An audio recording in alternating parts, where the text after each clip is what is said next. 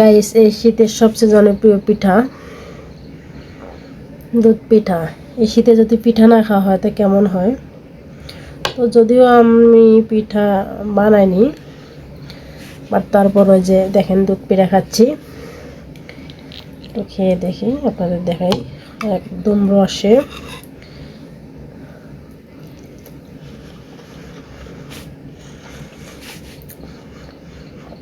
কি বলবো গাইস, মাশাআল্লাহ।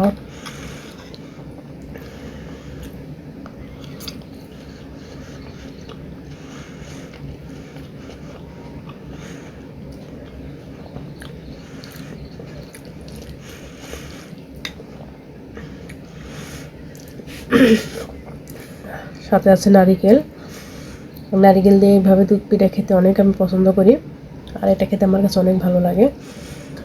ছোটোবেলায় অনেক খাইতাম, আর বিশেষ করে মা বেঁচে থাকতে তো আমরা অনেক খাইতাম, যেহেতু মা পৃথিবীতে নেই, তো নিজেরা ওইভাবে বানাইতে বা খাইতে গেলে অনেক কষ্ট হয়। এই জন্যে মন চায় না যে কখনো নিজে বানিয়ে খাই। তারপর আলহামদুলিল্লাহ আজ খেতেছি।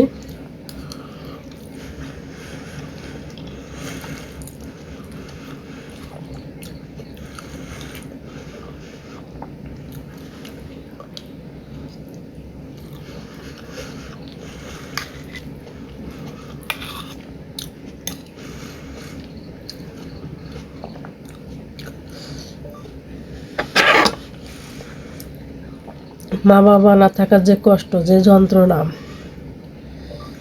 এটা আসলে কেউ বুঝতেও পারবে না, বোঝার চেষ্টাও করবে না। একমাত্র তারাই শুধু বুঝবে যারা তাদের মা বাবাকে হারিয়েছে।